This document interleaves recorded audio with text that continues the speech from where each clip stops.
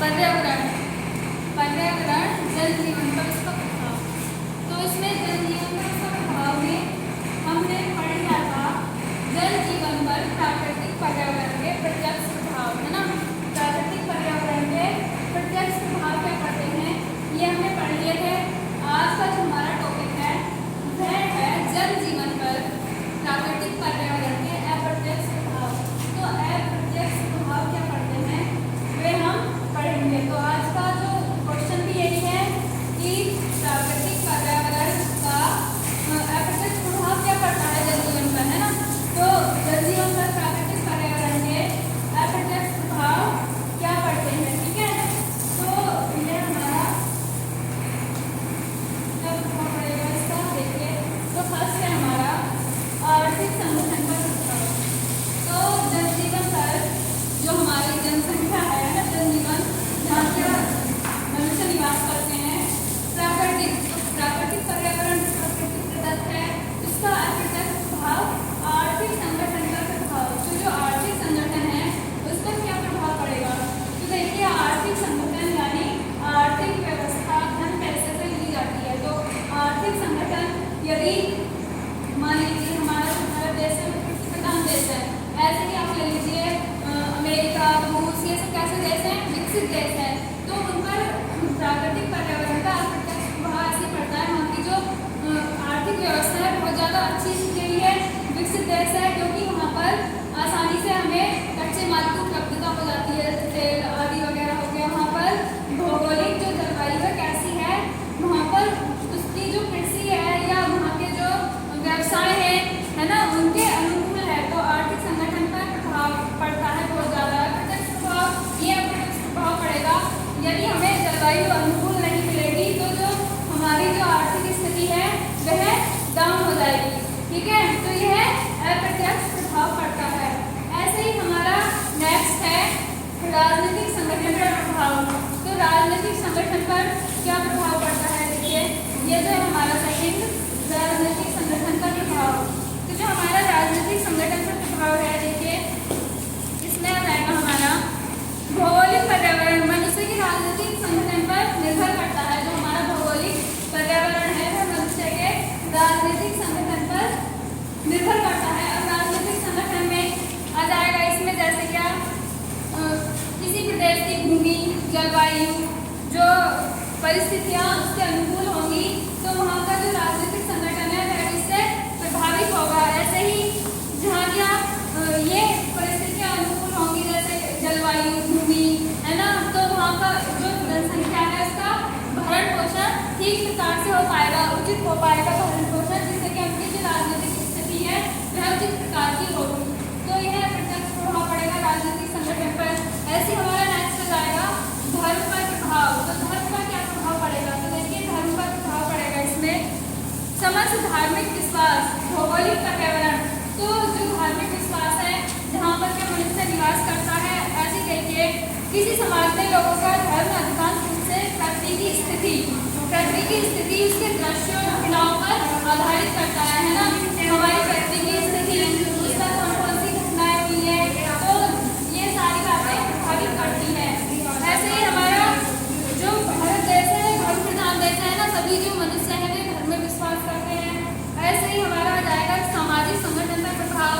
तो सामाजिक संगठन का प्रभाव जिस समाज में लोग रहते हैं, जिस स्थान पर निवास करते हैं, जैसे क्या सामाजिक संगठन उस स्थान पर हमें अधिक देखने को मिलेगा जहाँ पर क्या हमें आर्थिक साधन उपलब्ध होंगे, है ना, भरण पोषण के लिए आर्थिक सुविधाएं उपलब्ध होंगी, वहाँ पर सामाजिक संगठन हमें देखने को मिलेगा। जैसे कि मैंने एग्जाम्पल दिया था उसमें प्रत्यक्ष प्रभाव है, जैसे पहाड़ी क्षेत्र है वहाँ पर हमें अधिक जनसंख्या देखने को नहीं मिलती है ना, कम जनसंख्या मिलती है। उसके विपरीत जो मैदानी क्षेत्र है वहाँ पर अधिक जनसंख्या देखने को मिलती है। तो सामाजिक संगठन पर भी यही इफेक्ट पड़ता है। जैसे क्या खाद्यान्न है ना, किसी स्थान पर पहाड़ी क्षेत्र में खाद्यान्न की कमी है तो हमें वहाँ पर सामाजिक संगठन इतना अधिक देखने को नहीं मिलेगा। तो ये सब क्या है अप्रत्यक्ष प्रभाव है। उसी के प्रत्यक्ष प्रभाव के उल्टे ही अप्रत्यक्ष प्रभाव है। आर्थिक साधन संपन्न है तो वहाँ जनसंख्या अधिक देखने को मिलेगी, कम है तो कम मिलेगी। ऐसे ही राजनीतिक संगठन जनता का भरण पोषण उचित प्रकार से हो रहा है तो वहाँ अधिक जनसंख्या मिलेगी। ऐसे धर्म के प्रभाव, वहाँ की पृथ्वी की स्थिति, जलवायु कैसी है, यह निर्भर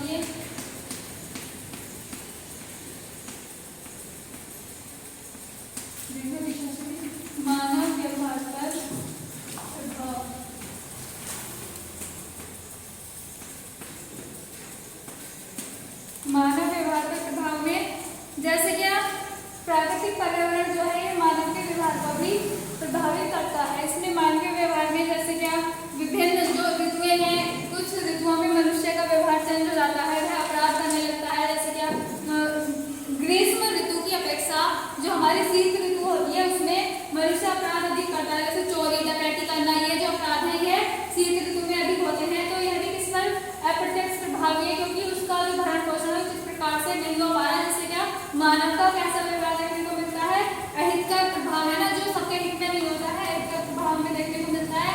ऐसे ही नेक्स्ट जाएगा हमारा स्वास्थ्य पर प्रभाव। तो स्वास्थ्य पर प्रभाव क्या पड़ता है, स्वास्थ्य पर प्रभाव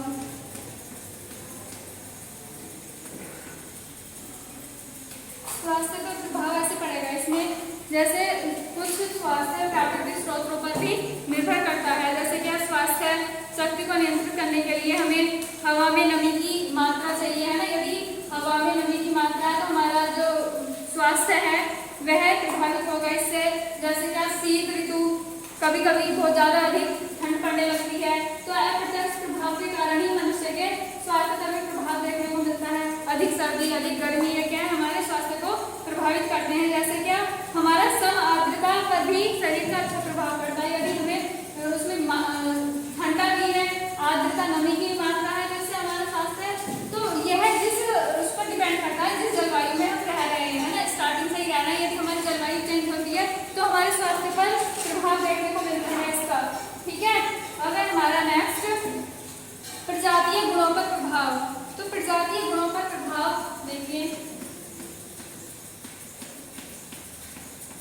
प्रजातीय गुणों पर प्रभाव